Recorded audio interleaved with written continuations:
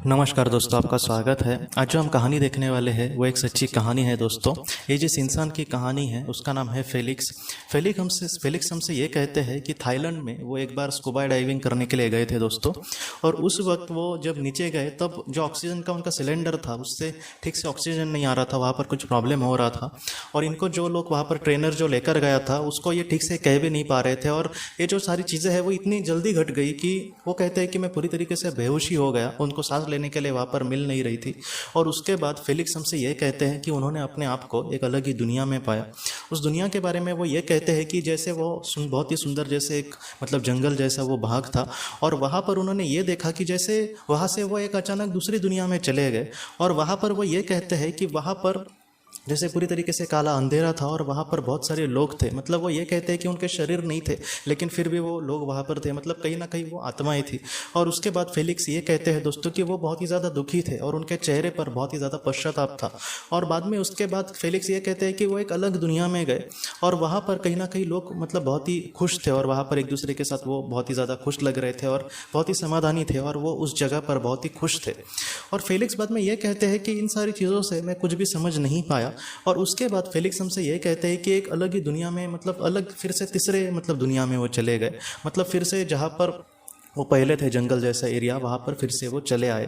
Felix हमसे ये कहते हैं दोस्तों कि ये जो सारी चीज़ें थी कहीं ना कहीं मेरे मन पर बहुत ही ज़्यादा प्रभाव डाल रही थी। वहाँ की जो प्रकृति, उस दुनिया की वो प्रकृति कहीं ना कहीं इनको ये संदेश देना चाह रही थी कि अगर तुम अपने जीवन में एक अच्छे इंसान अगर बनोगे तो तुम वो बहुत ही निचले स्तर पर जा सकते हो जहाँ पर कोई भी खुश नहीं है।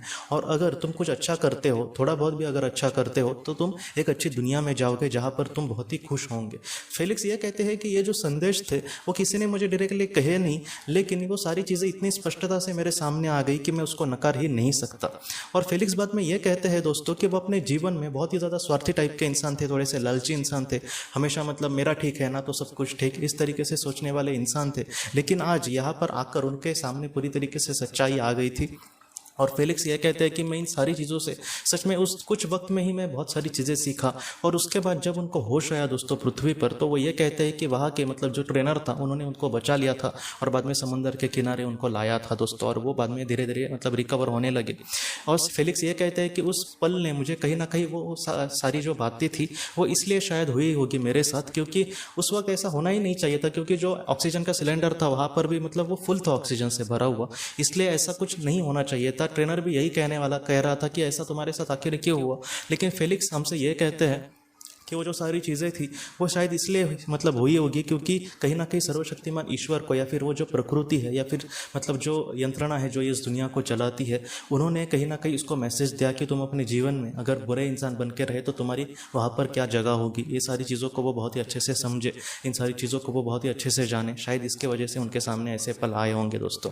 तो इस तरीके से ये जो कहानी है दोस्तों कहीं ना कहीं हमें यही सिखाती है कि पृथ्वी पर इंसान कभी कभी कुछ बुरा करता है लेकिन उसको कुछ भी नहीं लगता। वो ऐसा ही समझता है कि वहाँ पर भी मैं ऐसे ही मज़े में आऊँगा, लेकिन ऐसा नहीं है। अगर हम कुछ बुरा करेंगे तो उसका कहीं ना कहीं खामियाजा हमें वहाँ पर भुगतना ही पड़ेगा। इसलिए जितना हो सके अच्छे कर्म करके अगर हम आगे बढ़ते हैं इस दुनिया में तो हम उस पवित्र दुनिया में भी बहुत ही अच्छे से रह सकेंगे। इसलिए जितना हो सके हमें अच्छे ही कर्म करके जीवन में आगे बढ़ना होगा दोस्तों।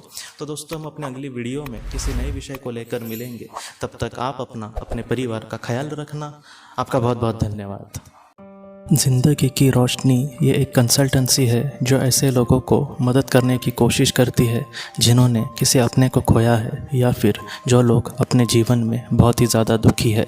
जो लोग इस संस्था के साथ जुड़ेंगे उन्हें पास्ट लाइफ रिग्रेशन के ऑडियो, ध्यान करने के लिए 5 ऑडियो, 10 ऑडियो बुक्स और उसके साथ साथ PDF किताबें, ऐसी किताबें जो मोबाइल या फिर लैपटॉप या फिर कंप्यूटर पर आप पढ़ सकते हैं, ऐसी किताबें उन्हें ईमेल पर या फिर व्हाट्सएप पर भेजी जाएंगी।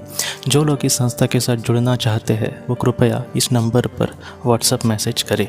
आपका बहुत बहुत धन्यवाद।